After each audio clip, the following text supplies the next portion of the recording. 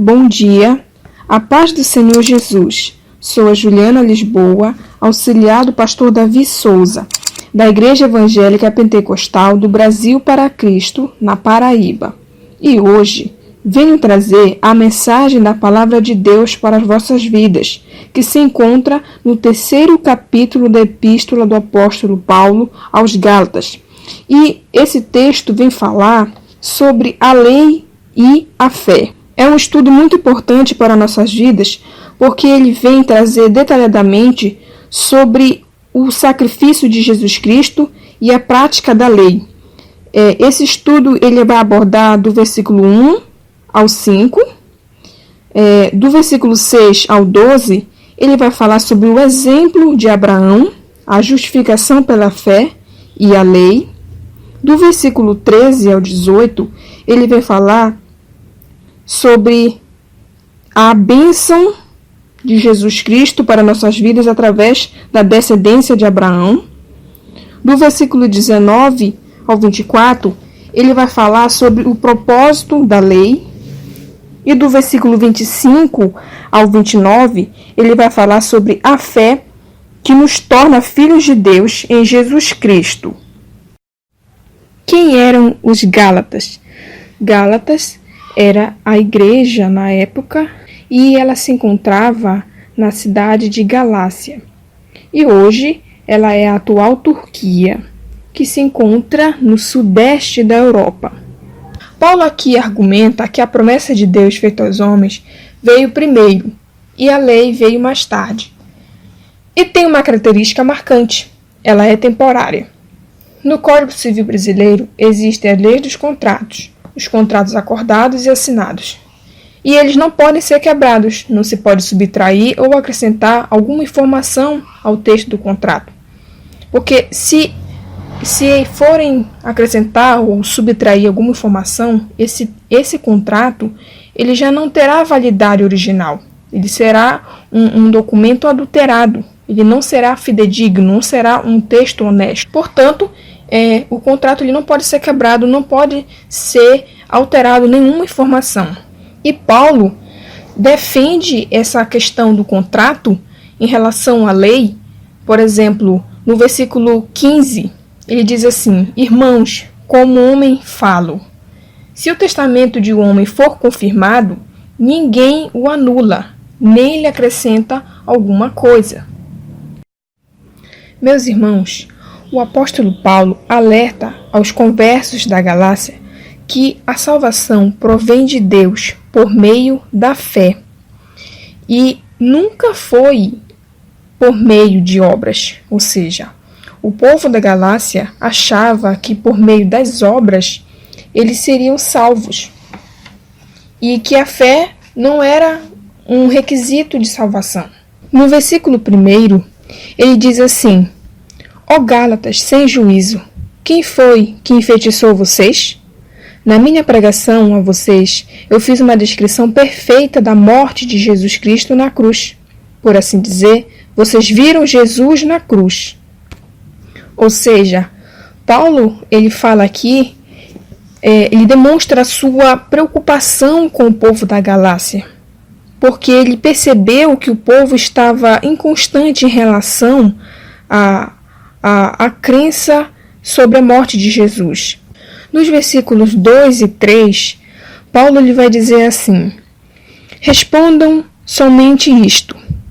Vocês receberam o Espírito de Deus por terem feito o que a lei manda ou por terem ouvido a mensagem do Evangelho e terem crido nela? Como é que vocês podem ter tão pouco juízo? Vocês começaram a sua vida cristã pelo poder do Espírito de Deus e agora querem ir até o fim pelas suas próprias forças? Ou seja, Paulo faz um questionamento ao povo da Galácia, porque Paulo já havia anteriormente pregado o Evangelho de Jesus para o povo. Ou seja, irmãos, o povo queriam alcançar a perfeição pelos próprios esforços. Isso é estar mediante a lei, como se querer criar a sua própria regra. E não é assim. Nós sabemos que a justificação é por meio da fé em Cristo, por meio do crer no Evangelho de Jesus, por meio da fé em Cristo. No versículo 4 e 5, ele vai dizer assim: será que as coisas pelas quais passaram não serviram para nada? Não é possível. Será que quando Deus dá o seu Espírito e faz milagres entre vocês, é porque vocês fazem o que a lei manda? Não será que é porque vocês ouvem a mensagem e creem nela? Ou seja, o que Paulo quer dizer aqui? Que o povo, naquela época, estava inconstante. Paulo fazia esses questionamentos para que eles tivessem uma consciência se eles estavam crendo apenas na lei, por meio de obras, ou se estavam crendo realmente em Jesus. Então ele fazia esse questionamento para fazer essa comparação e fazer com que eles tivessem essa consciência do que realmente eles estavam acreditando. Ou seja, a obra ativa do Espírito que opera milagres, tal como a sua vinda aos corações dos Gálatas, não dependia das obras, mas da pregação da fé, isto é, da aceitação pela fé da mensagem do Evangelho pregada entre eles. Agora nós iremos falar sobre o exemplo de Abraão, a justificação pela fé e a lei. Esse estudo ele está na parte do versículo 6 ao versículo 12. No versículo 6, o texto vai dizer: lembrem do que as Escrituras Sagradas dizem a respeito de Abraão. Ele creu em Deus e por isso Deus o aceitou. Em Romanos capítulo 4, versículo 9, ele vai confirmar que Abraão creu em Deus e por isso Deus o aceitou, por meio da fé. No capítulo 3 de Gálatas, no versículo 7, ele vai dizer o seguinte: portanto, vocês devem saber que os verdadeiros descendentes de Abraão são os que têm fé. No versículo 8 ele vai dizer: antes que isso acontecesse, as Escrituras viram que Deus ia aceitar os não-judeus por meio da fé. Por isso, antes de chegar o tempo, elas anunciaram a boa notícia a Abraão, dizendo: por meio de você, Deus abençoará todos os povos. Ou seja, só aqueles que tinham uma fé igual a de Abraão eram verdadeiramente abençoados por Deus. Ou seja, no versículo 9 ele vai reafirmar de novo: Abraão creu e foi abençoado. Portanto, todos os que creem são abençoados como ele foi. Ou seja, se Abraão foi abençoado por Deus naquela época, porque ele creu em Deus, ele depositou toda a sua fé em Deus, nós também, hoje, podemos acreditar, confiar no Senhor e confiar, acreditar também na redenção de Jesus.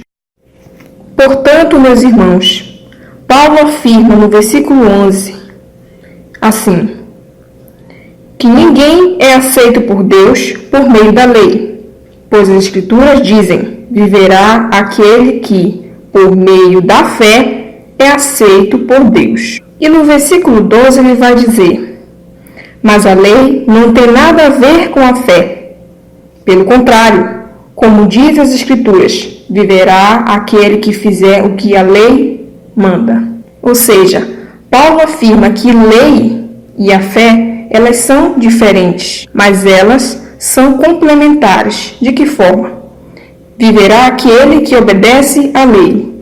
Então, se eu obedeço à lei, isso quer dizer o quê? Que eu acredito que ela é verdadeira.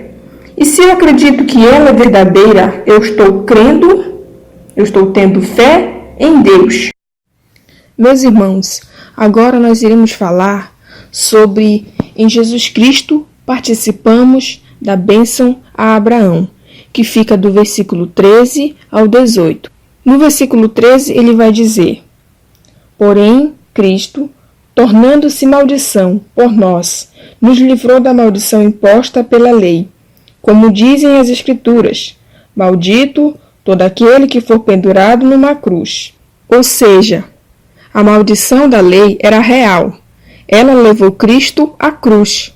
A inflexibilidade das exigências da lei são claramente percebidas no fato de que quando Cristo tomou o lugar do infrator da lei, embora mesmo fosse perfeitamente santo, teve de suportar exatamente a mesma penalidade de qualquer outro que se colocasse sob a maldição da lei.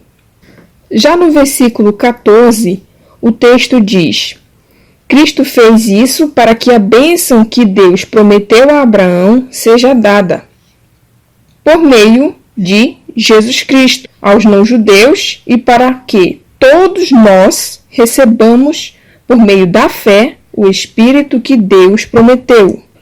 Ou seja, a morte de Cristo operou trazendo a bênção de Abraão, ou seja, a justificação, tanto para os não-judeus, que eram os gentios, como também para os judeus. E hoje também para nós, ou seja, para todo o mundo. E essa justificação pela fé significa que somos reconhecidos como justos.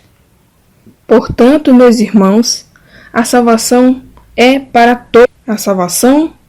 todos mediante a fé em Deus. Agora nós iremos falar sobre a lei e a promessa que Deus fez a Abraão e ao seu descendente. Comecemos no versículo 15, que diz assim: Meus irmãos, vou usar um exemplo da vida diária. Quando duas pessoas combinam alguma coisa e assinam um contrato, ninguém pode quebrá-lo ou acrescentar qualquer coisa a ele. Versículo 16.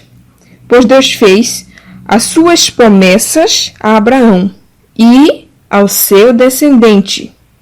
Ou seja, o que ele quer dizer?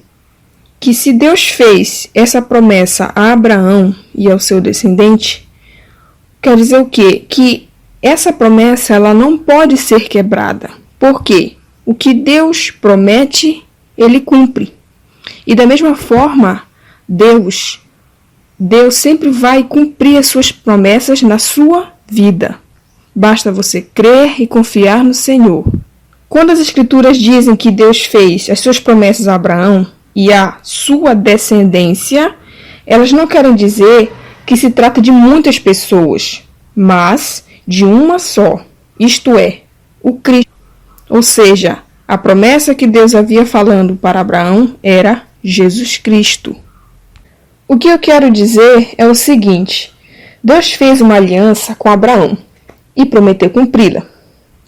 A lei, que foi dada 430 anos depois, não pode quebrar aquela aliança, nem anular a promessa de Deus. Porque se aquilo que Deus dá depende da lei, então o que ele dá já não depende da sua promessa. Mas o que Deus deu a Abraão, ele deu porque havia prometido. Ou seja, lei e a promessa são coisas diferentes. Por exemplo, se a herança fosse condicionada à lei, então a promessa seria anulada por causa do bem conhecido caráter da lei, que ela é um jugo que ninguém consegue suportar. É fato indiscutível que Deus deu a herança a Abraão pela promessa.